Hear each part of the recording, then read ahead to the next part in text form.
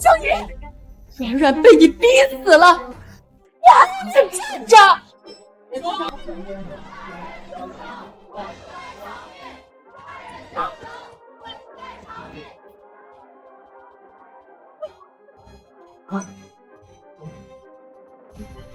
江隐，都怪你，是你逼死了苏冉，还不快给我跪下磕头认罪！前世我信了他们的蛊惑，我跪下，我以为真的是我逼死了苏冉，网暴铺天盖地，我成了杀人凶手，众叛亲离，江氏集团因此一落千丈，最后破产。父亲承受不住打击，脑溢血而死；母亲因为父亲的死而精神恍惚。我承受不住打击，选择了自杀。我死后，灵魂没有消散，发现苏冉不仅没死，反而还跟陆寒舟秘密结了婚。假死是吧？这个事我要让你们吃不了兜着走。江隐，你还愣住干什么？还不快跪下！死亡证明呢？人都死了，你还在问这个？你到底是不是人？你逼死了软软，还要在他灵床上闹，你们连那个狗吃了吗？软软到死都没报警，只在遗书里求你放过他。没报警，那正好，我来报。江隐，都什么时候？别在理会上闹，把电话挂了。怎么，我报警你就这么怕呀？莫非是心虚？你既然不可跪，我就按着你跪。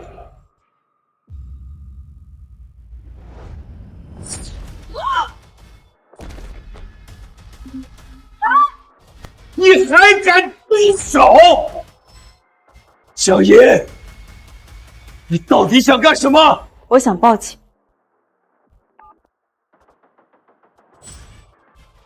给我上！给我把他按住！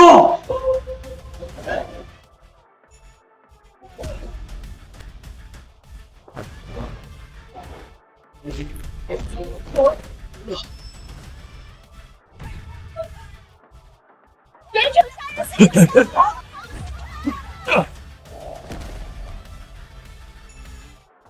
江隐，您好，这里是江城治安局，请问您遇到了什么情况？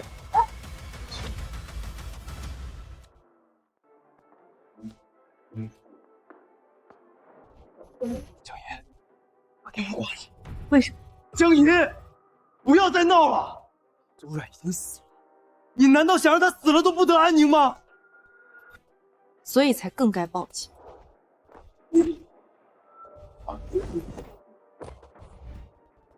不长记性。喂，您好，请问您遇到了什么情况？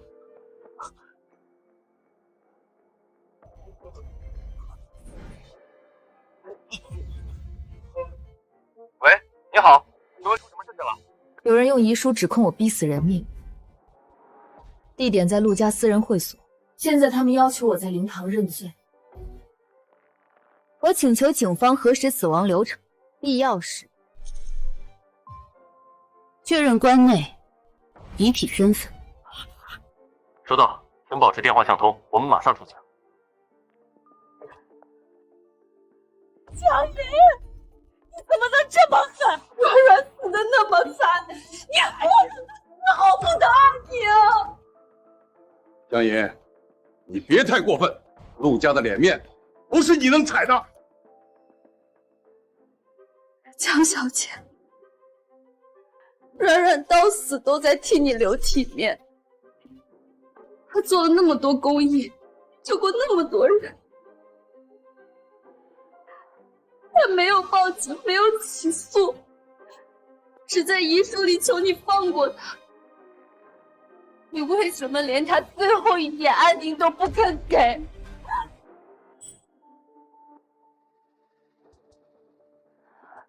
许小姐，我有个问题想要问你。什么？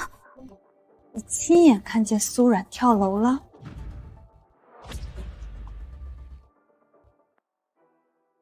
怎么不说话了？这是一个很难回答的问题吗？直播里所有人都看见了。我问的是，你亲眼看见了？你这是在审问犯人吗？冉冉都死了，我们陆家是造了什么孽？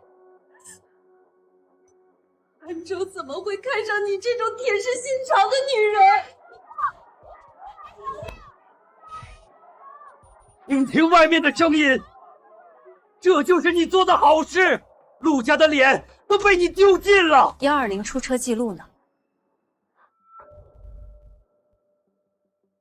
这个问题这么难回答吗？那我换个问题，那口棺材谁淹过？这个问题也这么难回答吗？那我再换一个问题，里面的人，你们谁确认过？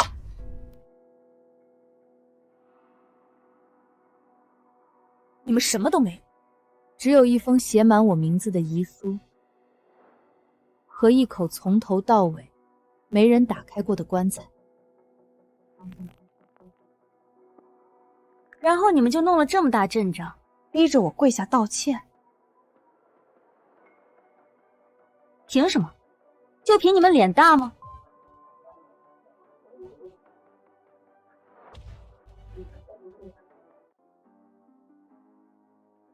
江银，你非要报警，莫非是想威胁我陆家？我告诉你江，我陆家可不是被吓大的，想要用警察威胁我们，门都没有。不是威胁，是提醒。你们陆家可以在灵堂审我，但法律不归你们陆家管。莹莹，阿姨知道你也不是故意的。软软那么善良，她在天佑里也一定会原谅你的。是啊，江银，我们两家马上就是亲家了，你只要现在认个错，给软软磕个头，道个歉，这件事儿就这么算了。只要你现在磕头道歉，你还是我陆寒州的夫人，我们两家还能继续交好。之前的一切，我们既往不咎。你笑什么？江银，你非要闹到警察面前才罢休吗？苏软已经死了，你还要让他被人查一遍？陆寒州，是你把我喊过来，遗书是你摔到我脸上，杀人凶手是你们先喊的。现在我只是让警察来查。你急什么？江银，你找死啊！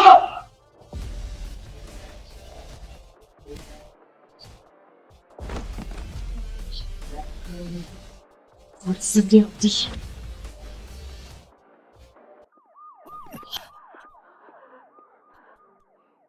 怎么不说话了？是心虚了，还是没有提前商量好话词，不知道该怎么回答了？江银，你少在这里胡搅蛮缠！胡搅蛮缠？到底是谁在胡搅蛮缠？我觉得你们应该很清楚才对。你知人知面不知心，幸好你还没有跟我家韩州结婚，我们陆家不需要你这种蛇蝎心肠的儿媳。知人知面不知心，这句话是说给你们自己听的吧？如果你们不心虚的话，为什么就这么不希望我报警？为什么就这么抵触警方来呢？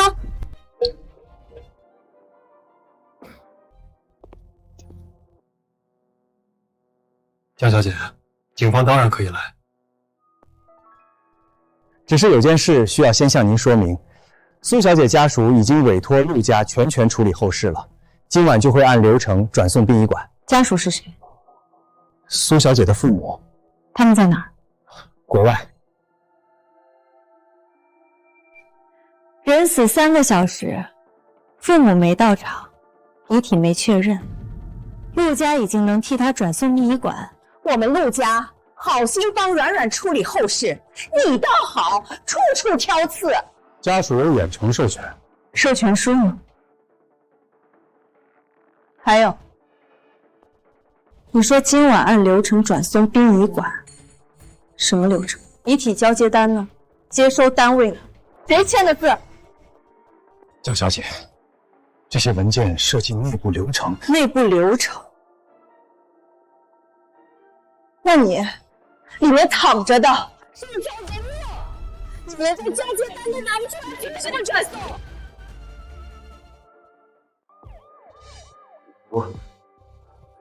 这些。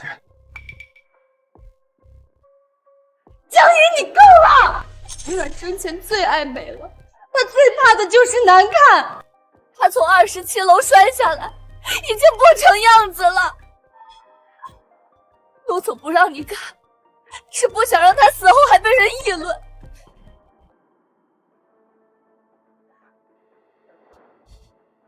你听见没有？我们是为了保护软软的体面。我们不想让你看，是不想让软软死都不得安宁。江爷，你实在是太冷血了！我们不像你，只会用最恶毒心思来揣测别人。我们只是想让他安安静静的走，你为什么就是不肯放过他？说完了吗？我说要看了吗？我问的是死亡证明、遗体交接和家属授权，但你们4个每次都往体面上扯。10分钟的时间内，我提出的每个问题都被你们用各种方式打断，这让我不得不怀疑，棺材里根本就没有你们说的那个人。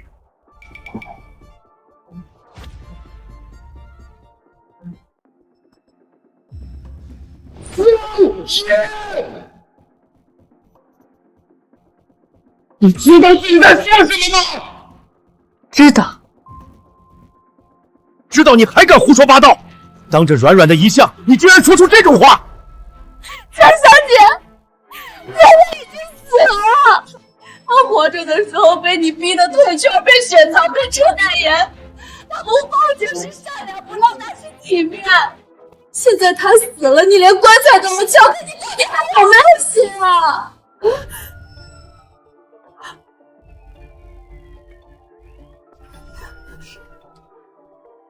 江银，陆家可以不计较你刚才打了韩州，也不计较你报警，只要你低头认下这件事，一切还有转圜的余地。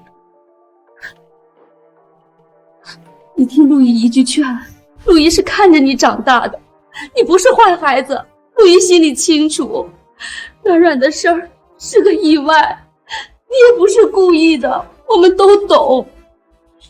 警察马上就到，一旦闹大了，对江氏不好，对陆家也不好，对不对？我们2家马上就要办婚礼了，这个时候传出这种丑闻，宁宁，听一句劝，亡羊补牢，为时未晚。你现在只要诚心诚意对着软软磕头认个错，一切都还来得及。江爷，妈说的对，你跪，外面的人就散了，江氏的脸面也保得住。江爷，你也不想闹到2家董事会都下不来台，对吧？江小姐，软软已经死了，你就让她安安静静的走吧。唱完了，硬的不行来软的，软的再来带刺的。4个人搭台唱戏，配合的挺默契。既然你们说完了，那接下来该轮到我。既然你们口口声声说苏软死，那从现在开始，每一步都拿证据说话。而接下来的第一步，就是先给我证据。棺材里的人，到底是不是苏软？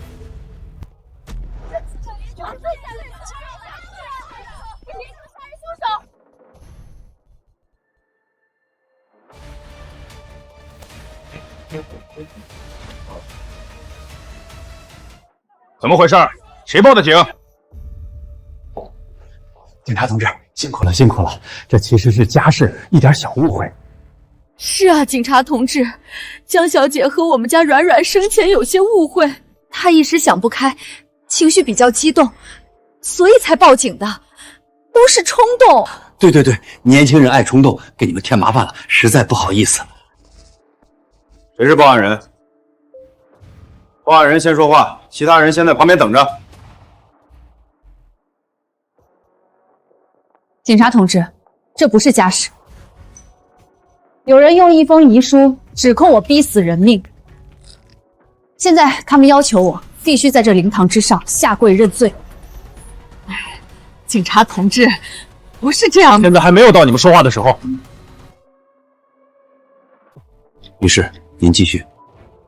而且他们准备在没有死亡证明、120急救记录、遗体交接单以及家属授权核验的情况下，把所谓的遗体连夜专送到殡仪馆火化。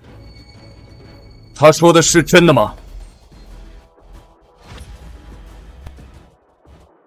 我在问你话，这位女士说的是不是真的？警察同志，这里边有误会。我没问你，回答我的问题。我们死者在哪里？苏小姐遗体就在关内。遗体？死亡证明呢？警察同志，这是苏小姐坠楼后的医疗情况说明。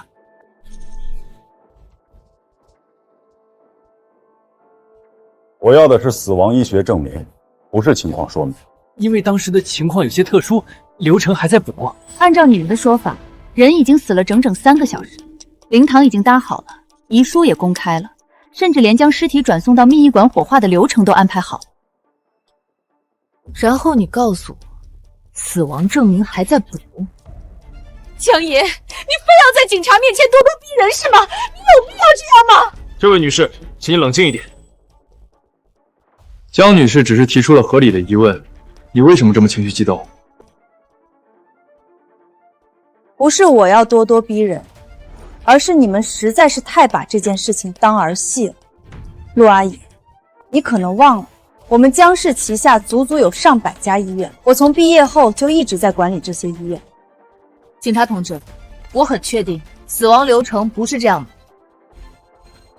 好了，你们不要再东拉西扯的了。现在，立刻，马上，给我把死亡证明拿出来！拿不出来，就说明原因。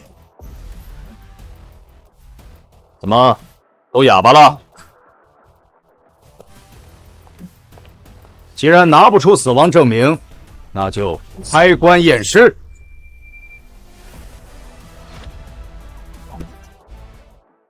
警察同志，你能拿出死亡报告？虽然没有死亡报告，但苏阮是从陆氏酒店27楼跳下去的。当时直播间里所有人都看见了。对，没错，直播间里10几万人都看着呢，10几万人都能作证。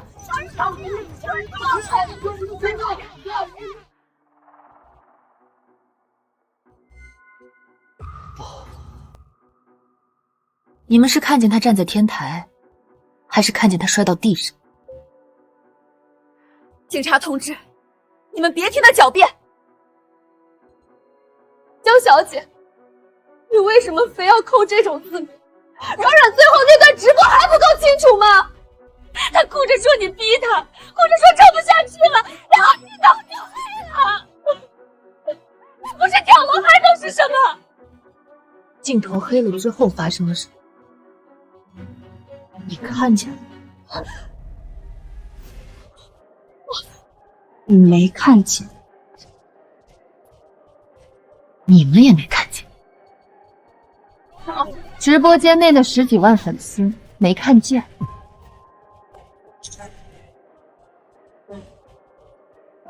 所有人都没看见。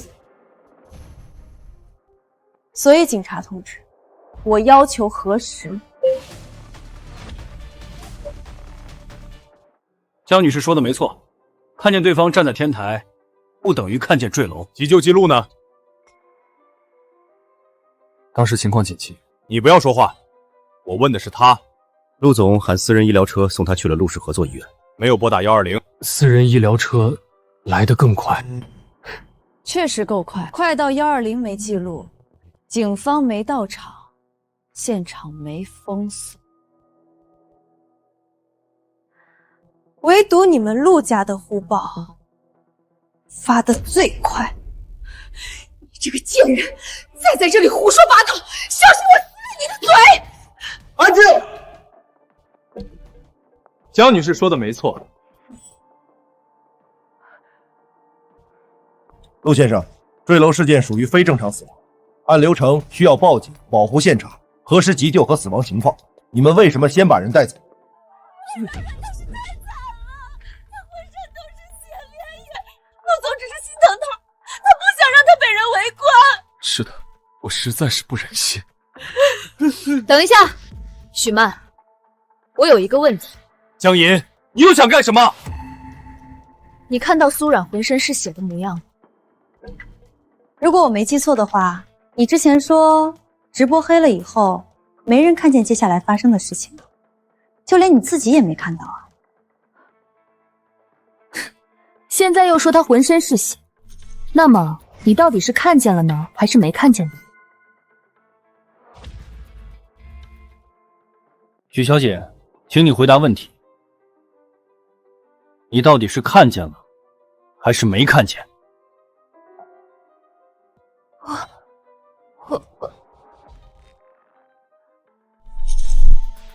警官，你们这是在审讯犯人吗？许小姐作为死者经理人，可是受害者。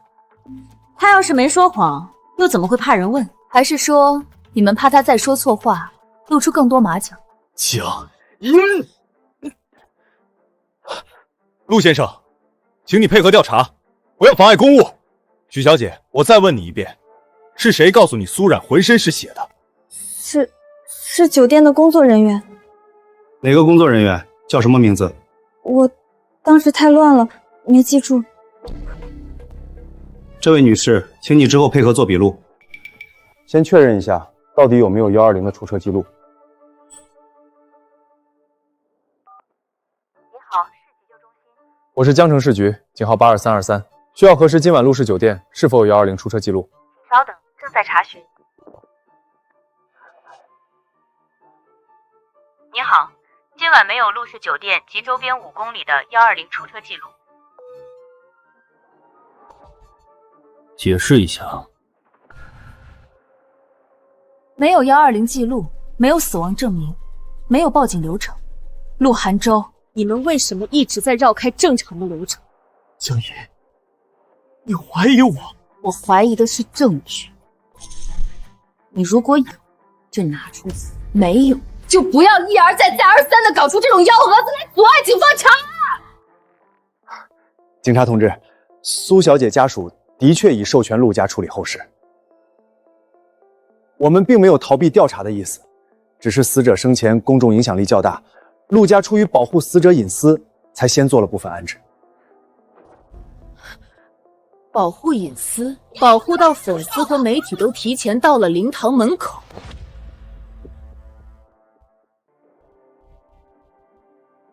你刚才说家属已经授权了？授权书在哪里？在这里。同意陆家代为处理苏冉后事，同意转送殡仪馆，同意不公开遗体情况，最后还同意尽快火化。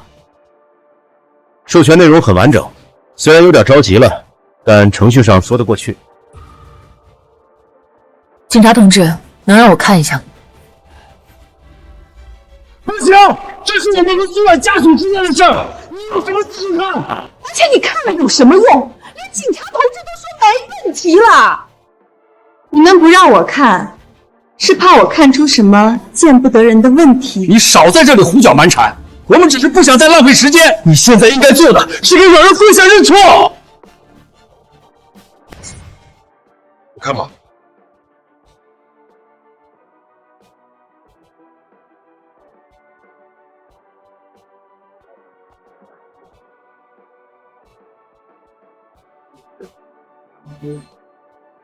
23点47分，苏冉所谓的坠楼时间是21点58分，2个小时不到的时间。送医确认死亡，通知远在国外的父母，跟他们沟通，拿到授权，再传回国内。然后你们搭好了灵堂，发了讣告，还喊来了这么多粉丝，顺便把我喊到这里来认罪。陆家办丧事的效率可真高啊！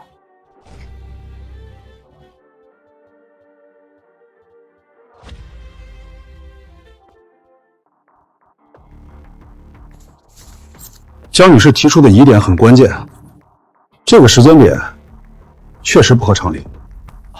警察同志，这其中可能有什么误会？是不是误会？核实一下就知道了。请立刻联系授权人，我们需要通话核实。现在？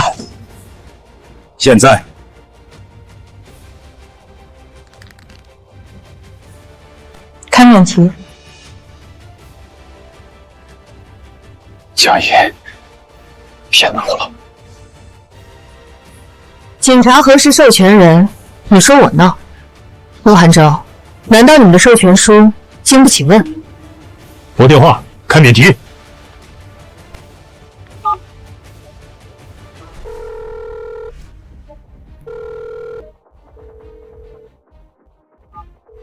The number you have dialed is not in service. 这个号码需要核实，可能是国际线的问题。指挥中心，需要核实境外授权。这份授权需要进一步核实，在核实清楚前，遗体不得擅自转移或火化。另外，我们需要依法核验关内遗体身份，并封存后续交接流程。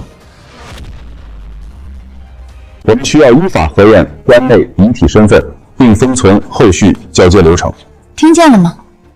警察要验棺，现在。江野，你一定要做到这一步。人不是死了吗？开棺而已，你怕什么？陆先生，请配合查看棺内遗体。陆先生，不行，软软已经这么惨了，你们还要打开他的身份？警察同志，软软生前最爱漂亮了，她从那么高的地方摔下来，已经不成样子了。求你们，别让她最后还被人围着看。我们不是公开瞻仰，只是核实关内遗体情况，请让开。我不让！你们谁也别想动软软！妈。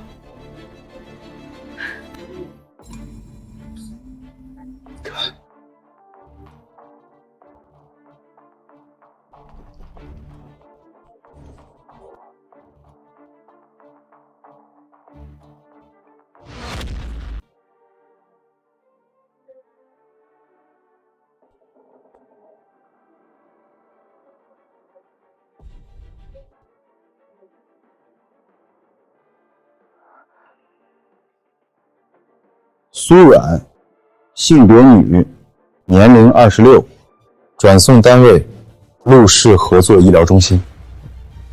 没有医院的腕带，没有警方封条，也没有殡仪馆的接收编号，只有你们陆家自己贴的标签。这是谁贴的？是医疗中心那边贴的。交接单呢？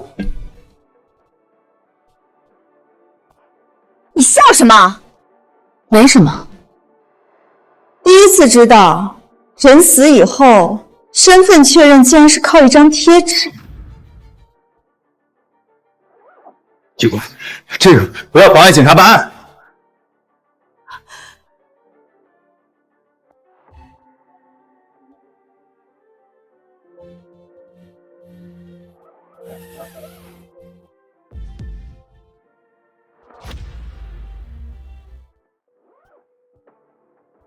遗体损毁严重，现场无法通过肉眼确认身份。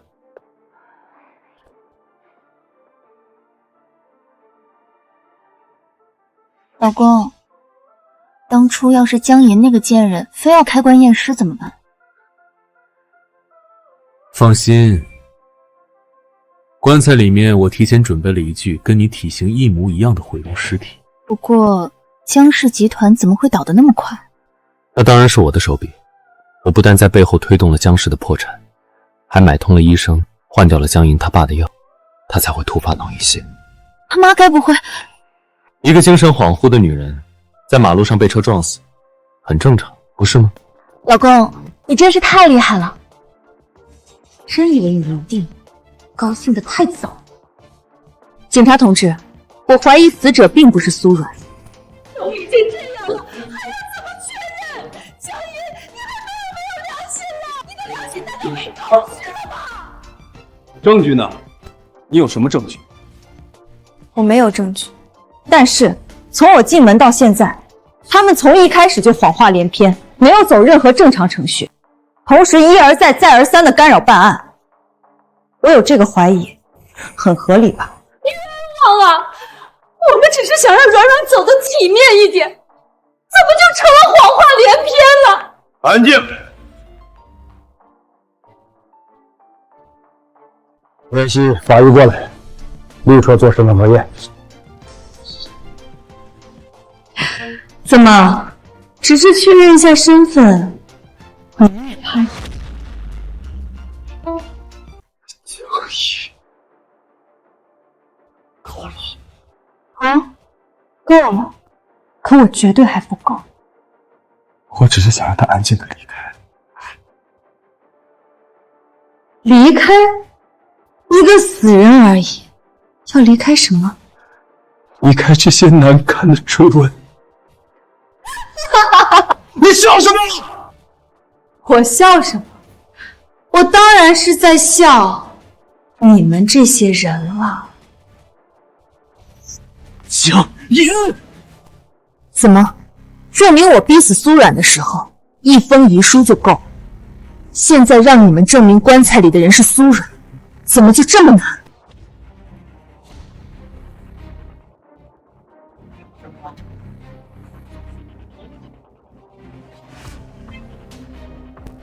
是交接单，警察同志，这个应该能说明我们的交接流程。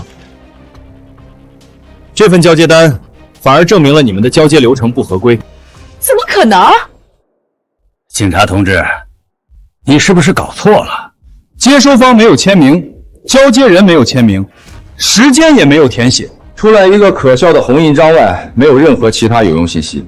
这只是一份无效的空白单罢了。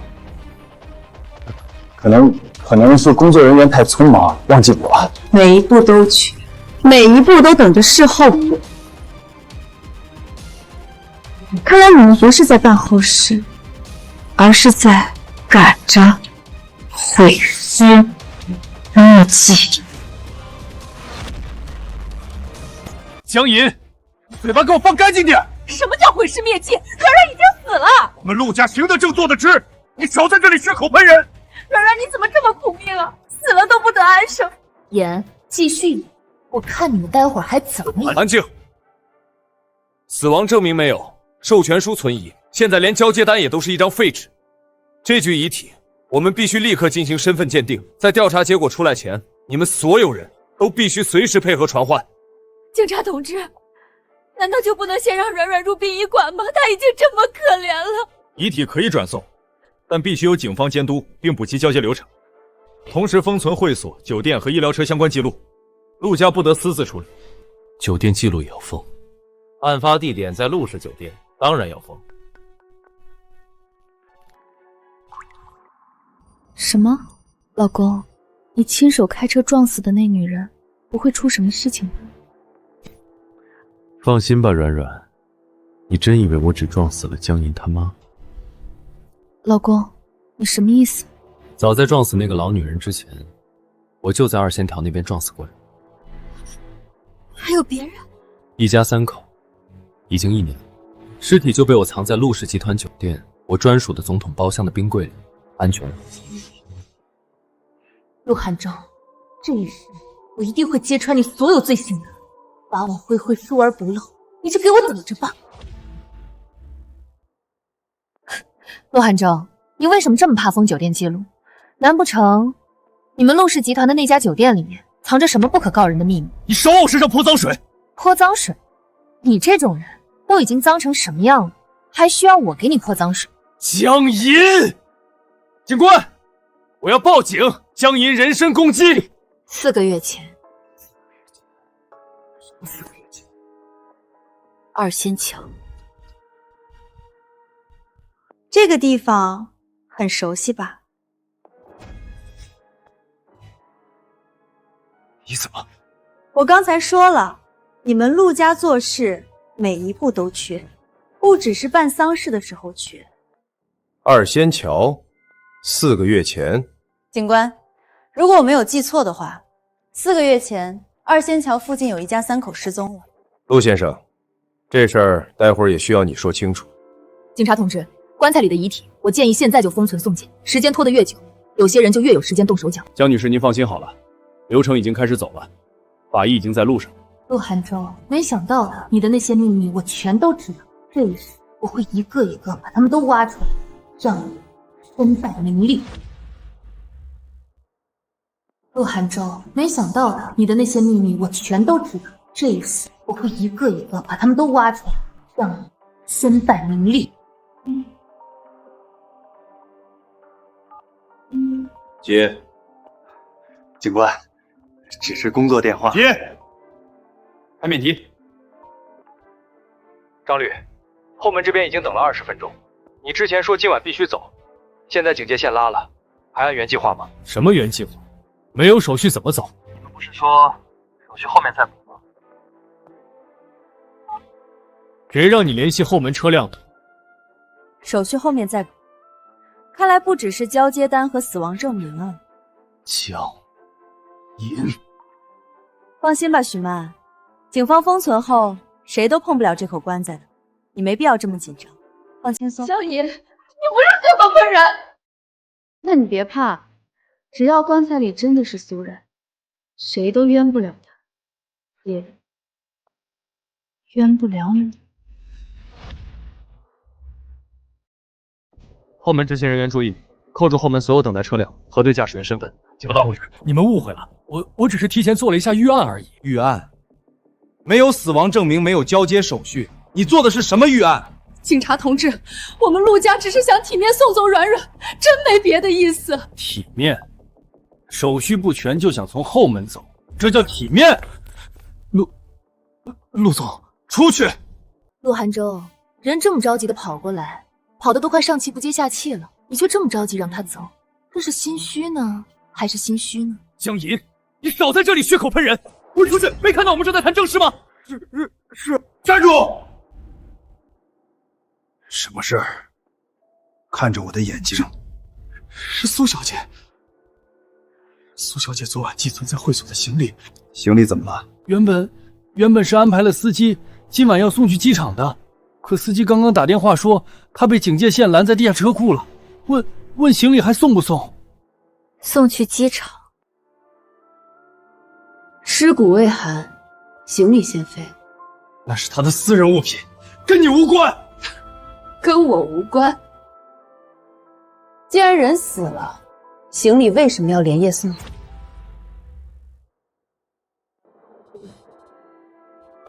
怎么，你还想问责？陆先生，不要转移话题。谁让你进来的？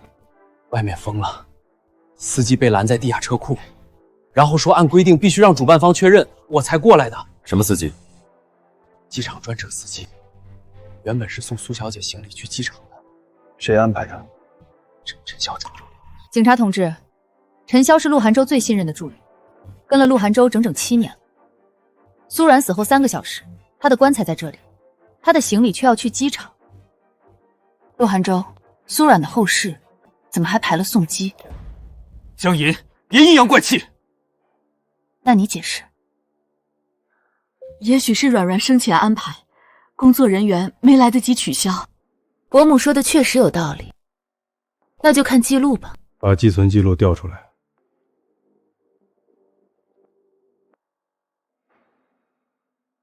昨晚20点37分寄存的行量，今晚21点58分跳的娄子的沙，提前1天寄存，死亡当晚送机场。陆寒舟，你告诉我，苏婉是预感自己要死呢，还是预定自己要走？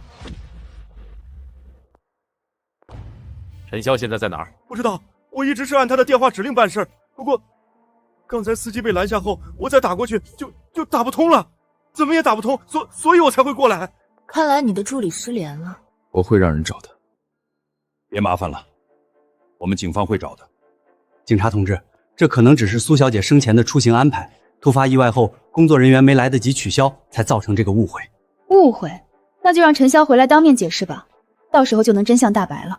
软软她原本就是要走的，她最近状态很差，非常差，说是想离开南城去港城疗养一段时间。行李和车都是我私下拜托陈助理安排的，陆总他并不知道细节。许曼，你确定？我是他的经纪人，我当然知道他的安排。是吗？那他是什么时候给你的遗书？昨天几点？昨天他今晚安排了这么多事情，然后准备要去港城疗养，你知道的一清二楚。可问到遗书的来源，你就记不清了。徐女士，关于遗书的来源，需要你配合我们详细说明。你太过分了！那跟苏冉情同姐妹，本来就因为苏冉自杀的事情导致精神有点受打击，你现在还这么逼问她，还这么审她，你还是人吗？你这个没有良心的女人，不要把所有人都逼死才甘心吗？做人留一线，日后好相见。江莹，你不要太过分。行啊，那不审他，审你好了。你是个什么东西？你有什么资格审问我儿子？江林，你别忘了，你现在可是杀人凶手，你是个罪犯，你没有资格。请注意你们的言辞。江女士并不是罪犯，关内死者身份不明，所谓的死者到底有没有死，还不一定。江女士确实没有审讯的资格，但我有。陈潇是你的助理，是安排行李送去机场，这些事儿你知情吗？苏冉本来就有出国治疗的计划，我只是让陈潇保留了他原本的行程安排。保留到他死后3个小时，还让司机继续去机场送行李。陆寒舟，你保留的到底是行程还是后路？江女没有资格审问我。江女士的问题就是我们警方的问题，我们也想问你到底在保留什么，请你给出一个合理的解释。联系本部，让他们立刻跟南城国际机场核实。机场那边的回信来了，机场那边确认，今晚23点50确实有一条 VIP 通道预约记录，预约备注里还有一名同行女性，而且随行行李登记信息和苏小姐寄存的行李一致。目的地呢？港城。陆氏公益基金有个境外疗养项目，就在港城，也是陆寒舟一直不肯在婚前让我们江氏查的一笔账，那笔账绝对有问题。苏冉今晚要去港城，预约人是陈潇，目的地是港城。陆寒舟，你还说这只是保留行程？港城有疗养中心，他只是去治疗。治疗？人已经死了，治疗行程还在。遗体要送殡仪馆 ，VIP 通道却没取消。陆寒舟，你到底想让他去哪儿？寒舟，别让他们把事情扯到港城，那边一闹开，我们陆家的脸往哪儿搁？陆阿姨，苏冉死了，你不急着查凶手，倒先急着保陆家脸面。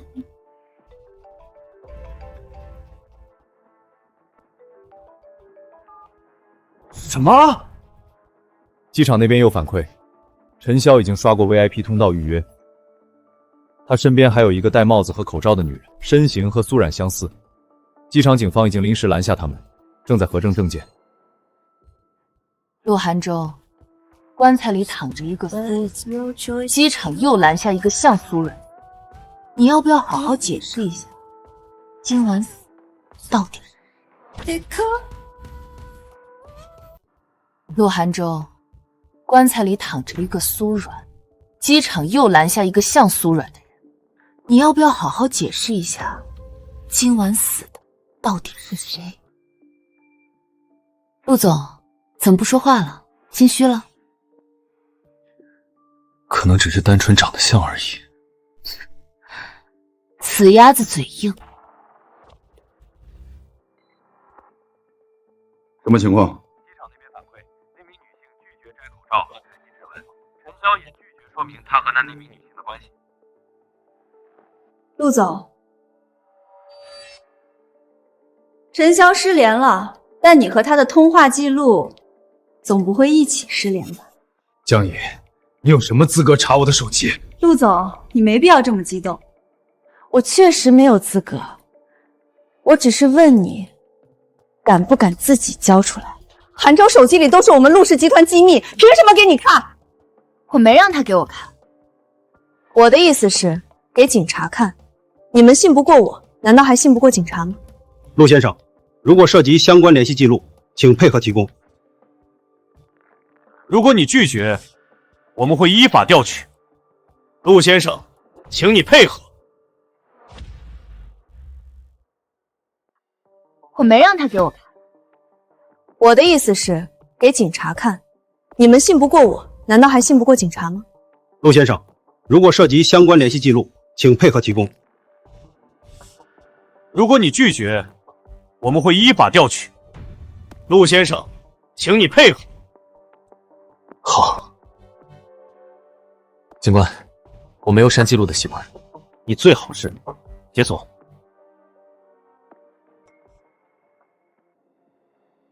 今晚10点19分、10点43分、11点08分、11点36分，一共有4头电话。你有什么想说的吗？苏然所谓的坠楼时间是晚上9点58，他死后，你和陈潇通了4次电话。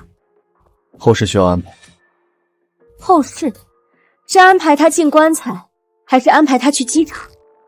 时间11点49分，内容只有一句：陈潇，陆总，苏小姐行李信息已录入，港城路线不变。陆先生，请不要干扰取证。港城路线不变啊，真是有趣。陆寒舟，你有什么想说的吗？陆寒舟，怎么不说话了？是不知道该怎么解释了吗？那不妨听听我帮你找的理由。港城路线不变，这话的意思是，就算苏然死了，也得把他的尸体打包送去港城度假。他确实要去港城，这件事我知道。韩舟，你在胡说什么？哦，你刚才可不是这么说的。我没记错的话，你刚才表达出来的意思是完全不知情啊。我最近公司事多，压力太大，加上苏冉自杀的事情，让我脑子有点混乱了，所以记错了，不行吗？哦，不管你信不信，事实就是这样。继续。苏冉最近精神状态很差，抑郁严重。她之前跟我提过，想先离开南城这个伤心地，去港城疗养一段时间。我答应了她的请求，安排了行程。警察同志，这个应该没什么问题吧？不好意思，还真有。苏冉9点58分坠楼，11点49分，跟了你7年，你最信任的助理还在跟你确认港城路线不变。陆寒舟，我问你，难道死人也要走 VIP 通道吗？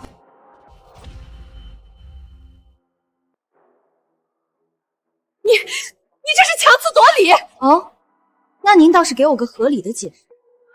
可能是陈助理不知道阮阮已经出事了。对，一定是这样。陈助理一直在忙着安排行程，没接到通知。陈潇不知道，那这4通电话是谁跟陆寒舟打的？鬼吗？陈潇只是在保留原有的行程，我没有让他带任何人去机场。是吗？那就等陈潇的说法。警察同志，靠你们了。江女士，机场警方正在问询，相信很快就会有结果了。对了，还有遗书。许曼，你刚才口口声声说遗书是苏冉提前放在你那里的，那就麻烦你把原件和电子稿的都交出来吧。电子稿，怎么拿不出来？我需要回去找。苏冉才刚死3个小时，你就能拿着纸质遗书第一时间冲到这里来指控我？现在让你拿电子稿和原件，你却要回去找。许曼，你是在耍我，还是在耍警察？徐女士，请你解释一下电子稿在哪里？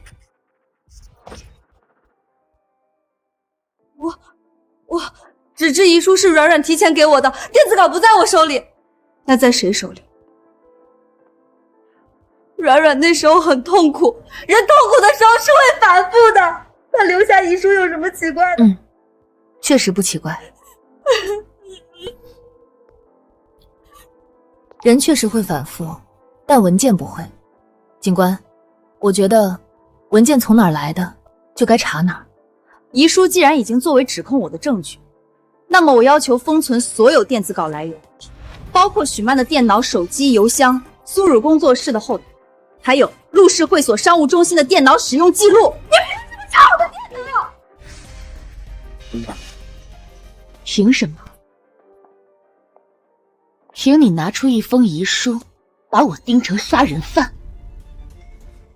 徐女士，请你配合。看我做什么？联系网安，封存所有相关电子设备和会所商务中心电脑记录。万事俱备，只欠东风。把我盯成杀人犯。徐女士，请你配合。看我做什么？联系网安，封存所有相关电子设备和会所商务中心电脑记录。万事俱备，只欠东风。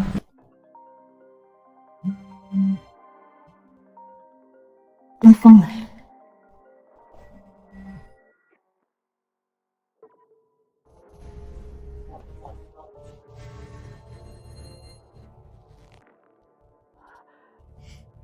看你们紧张的，手都要抓破了吧？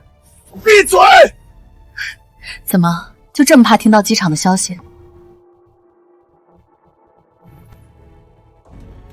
根据机场警方反馈，那名女性所持港城护照信息真实，身份名叫周绵。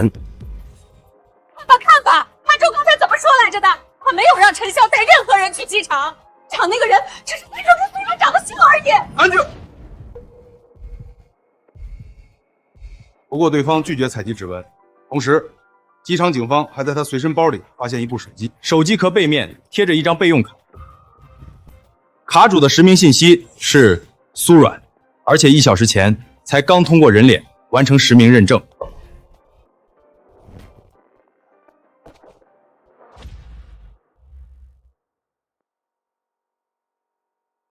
人去机场，场那个人只是潘周跟苏院长的姓而已。安静。不过对方拒绝采集指纹，同时，机场警方还在他随身包里发现一部手机，手机壳背面贴着一张备用卡，卡主的实名信息是苏软，而且1小时前才刚通过人脸完成实名认证。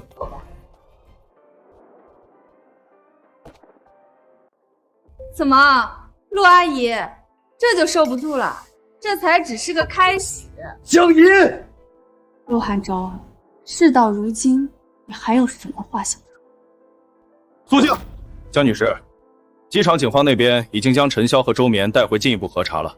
不过，陈潇那边拒绝说明周绵与苏软的关系，并且坚持有权保持沉默，直到你的律师到场。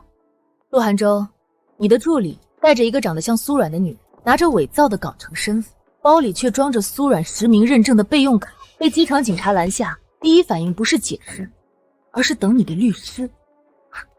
陆寒舟，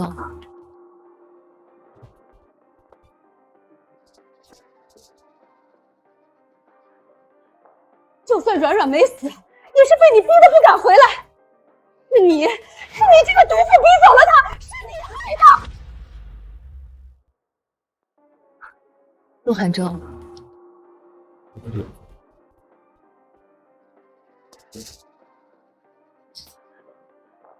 就算软软没死，也是被你逼得不敢回来。是你这个毒妇逼走了他，是你害的。什么？江银他妈被车撞死了？哎呀，这个真是太不幸了。死得好，真是大快人心。韩超，告诉你一个好消息，江银他妈死了，被车撞死了。那我实话跟您说吧，江银他妈是我开车撞死的。你没留下什么把柄吧？处理干净了吗？放心，处理得很干净。那就好，那就好。陆阿姨、陆寒舟，你们一个都跑不掉，我会亲手揭穿你们所有的真面目。什么看，江爷，一切都是你的问题。行，死了是我逼死的，没死是我逼他逃的。话都让你们说完了，既然如此，那你们想说就说吧。我选择相信警方。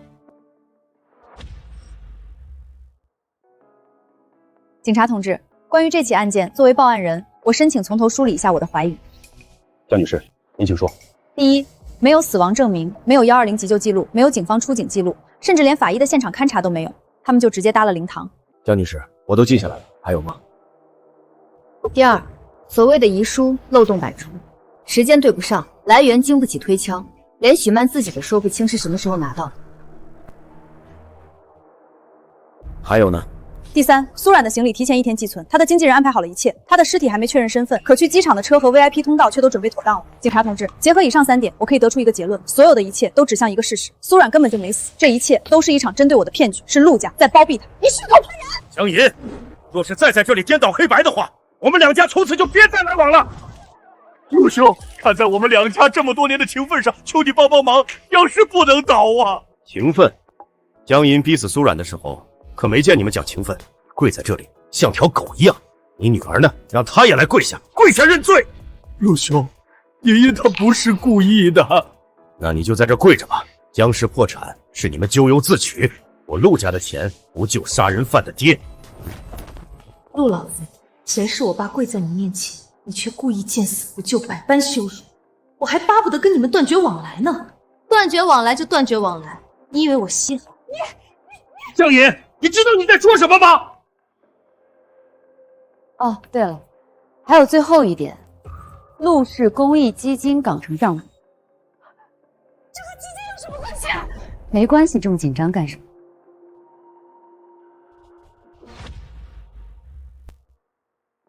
江银，你少在这里混淆视听，港城项目是公益，是慈善，跟这件事毫无关系。如果不相干，你这么紧张做什么？江银，你真的是够了，不要把不相干的事情扯进来。警察同志，你们千万别听他胡说，我们陆家做的都是善事，那个基金真的帮助了很多人。是啊，警官，我们陆家一向奉公守法，绝不会做违法乱纪的事。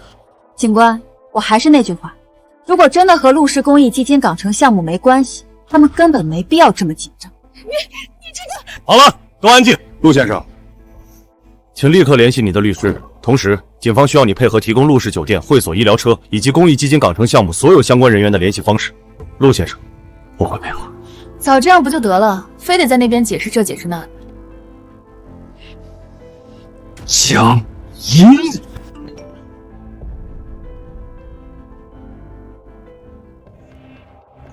队长，看这个。徐女士，负责封存会所商务中心电脑的警员刚刚传来消息，他们在电脑里恢复了一个被恶意删除的文档，而这份文档的标题是“苏冉遗书最终版”。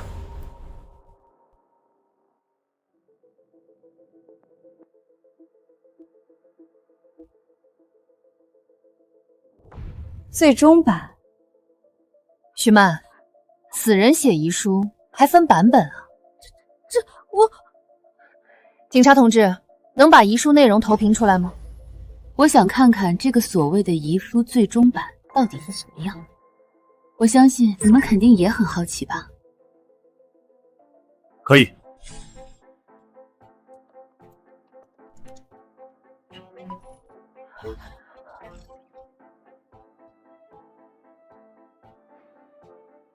这肯定是伪造的，是他，一定是江银伪造的。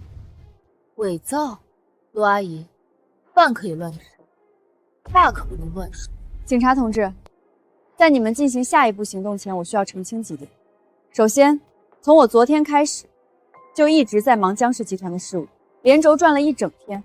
这一点，江氏集团总部至少有上百个员工可以给我证明。除了人证，还有物证，我可以确保我全程都处于监控视角之下，我说了什么，干了什么，都能一览无余。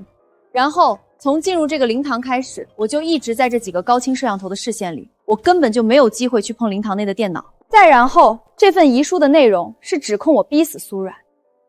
陆阿姨，你觉得我会蠢到去伪造一份证据来定我自己的罪吗？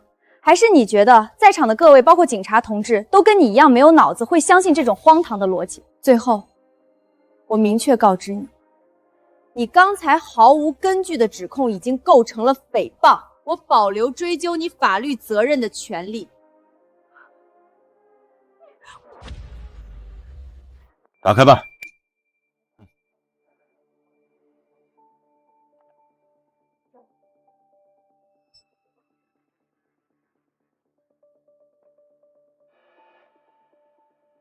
警察同志，能不能看一下这份遗书到底是什么时候写的？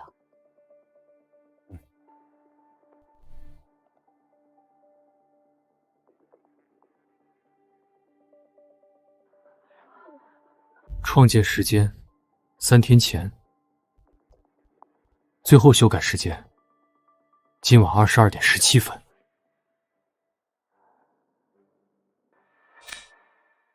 苏软直播黑屏的时间是21点58分，也就是说，在他所谓跳楼后的19分钟，这份遗书还在修改。陆寒舟，我想请问一下，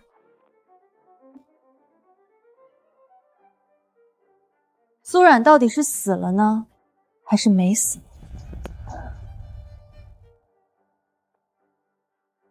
陆阿姨，你说呢？我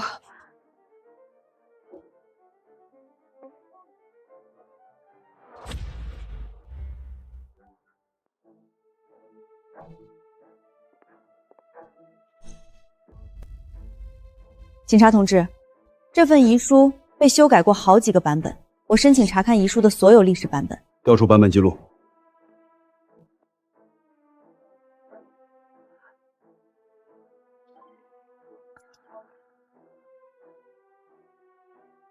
这第一版里好像没有提及我的名字啊，没有提及江林这2个字，也没有逼死、退圈、陆寒舟这3个词。看第2版。第2版多了陆寒舟，但依然没有我。看最终版。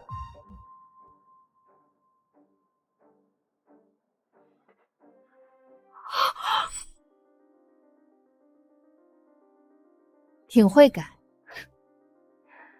第1版是离开南城，第2版是告别陆寒舟，最后1版就成了我逼死你们的公益女神。我不知道，我什么都不知道。别急着不知道，修改账号还没看呢。这份遗嘱到底是谁修改的，还不一定呢。调出修改账号信息。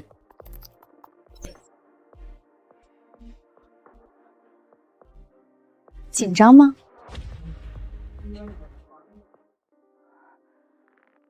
登录邮箱后缀陆氏集团。最近一次登录设备是你们陆氏会所商务中心3号电脑。登录人身份慢。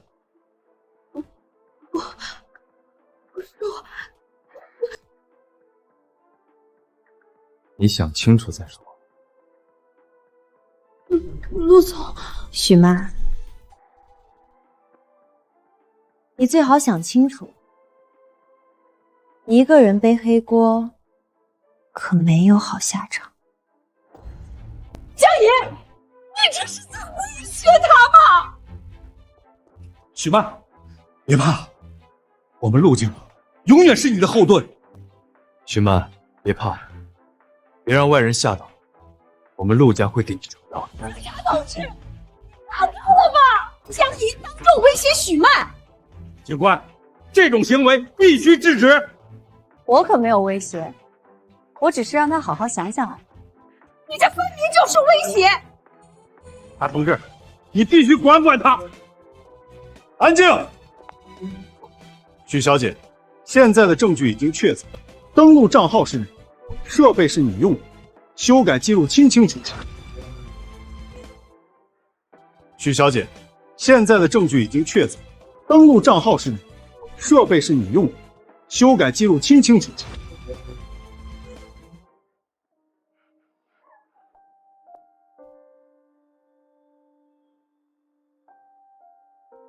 我想清楚了，警官，许曼，你确定你想清楚了？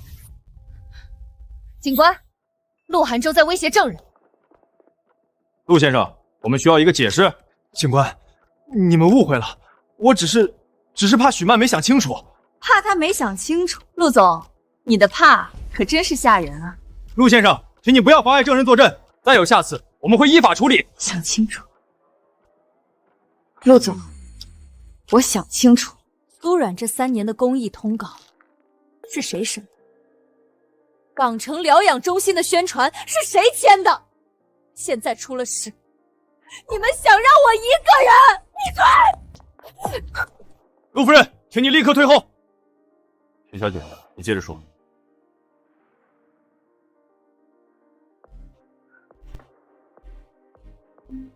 苏冉根本没死。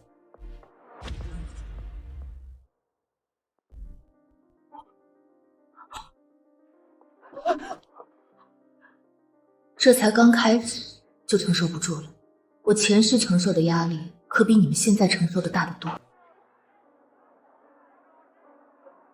打人凶手江银去死！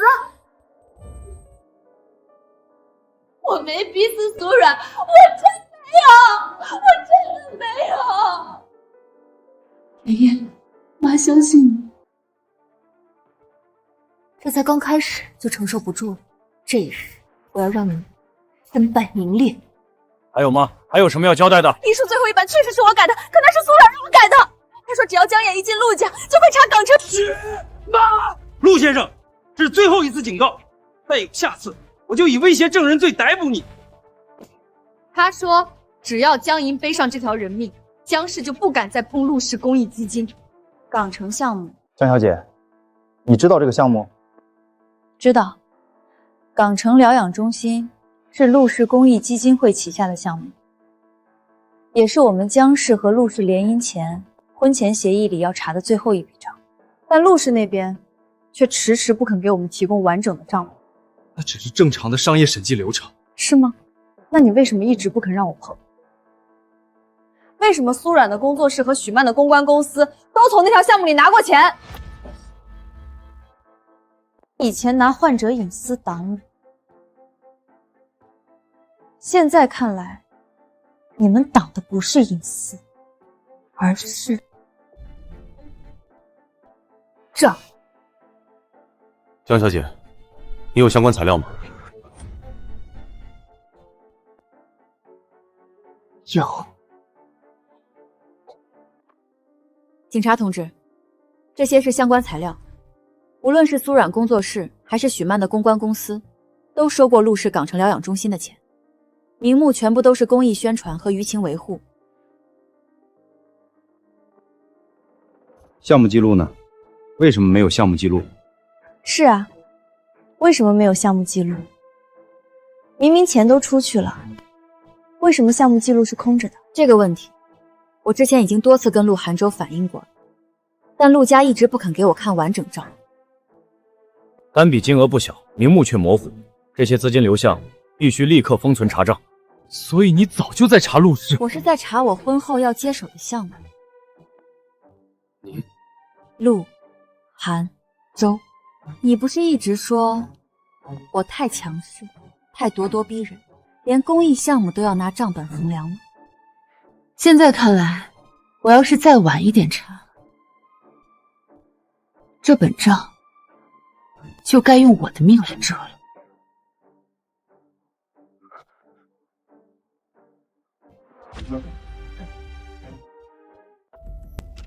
徐女士，江女士刚才提到的账目问题，陆氏公益基金港城项目，你作为公关负责人，经手过多少资金？请你现在给我们交代一下。我不清楚。许曼，你最好想清楚，这可是数千万的账，一旦查证，你这辈子就别想从监狱里出来了。这不是我拿的！许曼，你疯了！在这里胡说什么？我没疯，我没有疯，我拿的。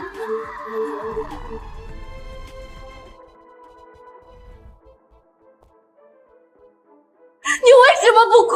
你被陆总喊到灵堂前，外面全是粉丝和媒体，所有人都在说你逼死他，你为什么不先解释？为什么不求陆总相信你？为什么一上来就报警验尸？为什么？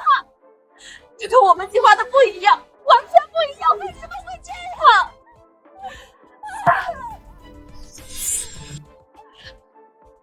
上一世，我哭了，也求了，可换来的却是万劫不复的深渊。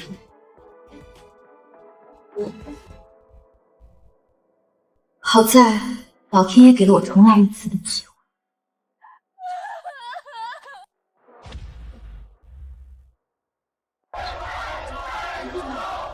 把所有文档和账号记录立刻封存。明白。保安组注意，封存会所商务中心电脑，还有修改账号、邮箱所有备份，一个都不能漏。收到。另外，立刻通知相关部门调取陆氏公益基金港城项目全部资料。我的意思是，基金涉及患者隐私，不能随便查。陆夫人，只是查基金，你急什么？江爷，不要闹了，基金的事到此为止，现在不是时候。那什么时候是时候？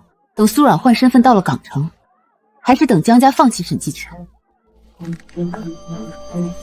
陆寒舟，你可以说不知道遗书最后一版，但你知道他要去港城，知道棺材必须赶在警方前送走，也知道港城那本账不能落到我手里，所以你并不无辜。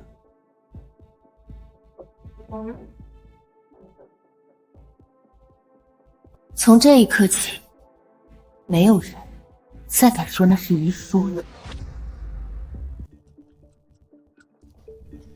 队长，机场最终核验出来了。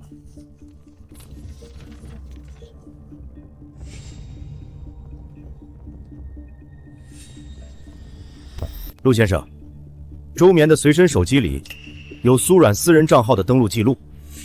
除此之外，会所后台监控也调出来了。今晚，一名与苏冉身形相似的女性在会所换装离开。除此之外，陈潇也承认了 ，VIP 通道、行李登记、港城路线都是按你的要求保留的。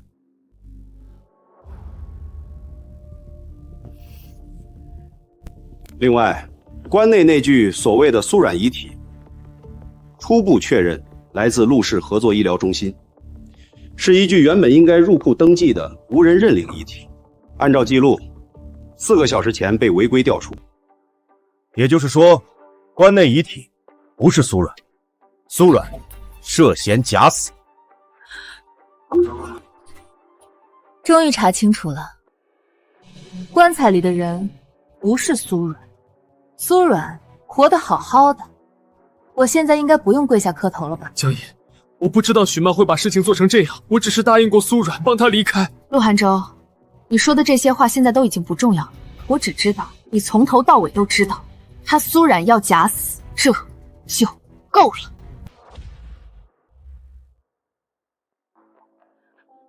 江爷，江氏不能撤资，港城项目也不能交出去，我们陆家经不起这种丑闻。陆夫人，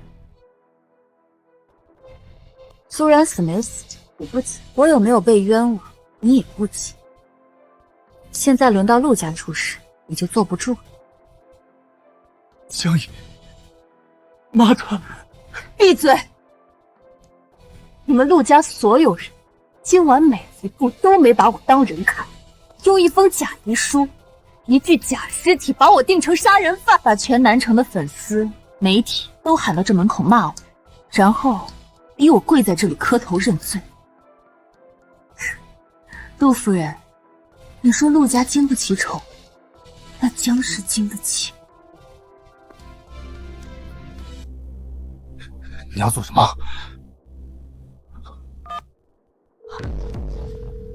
江总，通知董事会。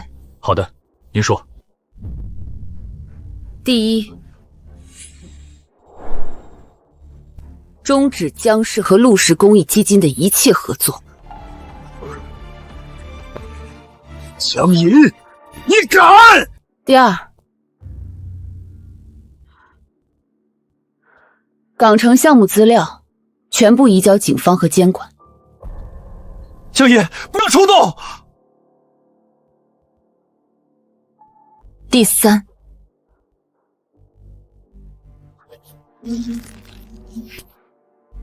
同步公布江氏与陆氏解除婚约声明。江银，明白，江总，我立刻去办。你一定要做到这个地步。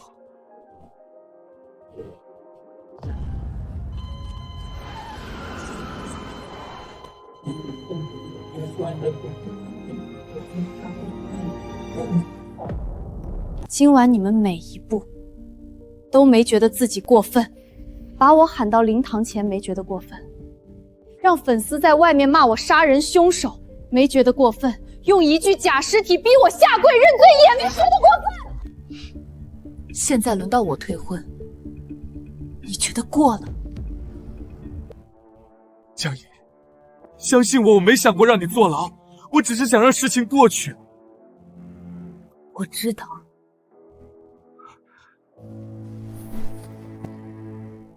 你只是想让我退一步，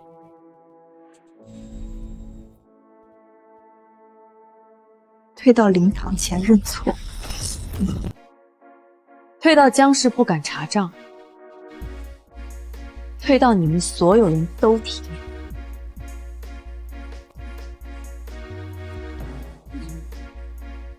可我凭什么退？根据现有证据，苏阮涉嫌假死，陆家多人涉嫌包庇、伪造证据、妨碍公务，把他带走，移交进一步调查。警官，我只是按陆总的吩咐办事。有什么话，回去再说。陈潇和周眠，机场警方已经立案。陆氏合作医疗中心、会所商务中心、港城疗养项目，全部封存核查。陆涵州，你也得跟我们走一趟了。我跟你们走，但在我的律师到之前，我不会说任何话。这是你的权利，带走。江银，你给我等着！放心，我不会给你这个机会。警察同志，我要举报陆涵州肇事逃逸。江银，你给我闭嘴！4个月前，成华大道2仙桥。闭嘴！给我闭嘴！之前还没让你长记性是吗？江女士，你刚才说4个月前成华大道2仙桥到底发生了什么？他肇事逃逸，撞死了3个人，尸体不出意外，应该被他藏在2仙桥附近那所陆氏酒店了。江银，你，陆涵州，别在这里你了，法网恢恢，疏而不漏。你想说什么，去跟法律说吧。